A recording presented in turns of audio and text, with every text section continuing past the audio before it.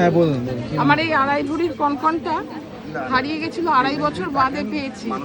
হঠাৎ করে একদিন মা আমাকে বিছানা থেকে ঠেলে নামিয়েছে, বলছে যে কিচ্ছু, আমি অবাক হয়ে গেছি, সে আমাকে ঠেলে নামাচ্ছে, নামিয়ে আমাকে, আমার কোনো ব্যবস্থা নাই, আমি হঠাৎ করে মোবাইলের টর্চ দিয়ে উঁকি মারছি, ওই যেখানে আমি বারবার খুঁজেছি সেখানে আমি গিয়ে মোবাইলের টর্চটা দিয়ে যে উঁকি মেরেছি, দেখি কি ওর মধ্যে, কৌটোটার মধ্যে অনেক টাকা রাখা আর এটা রাখা।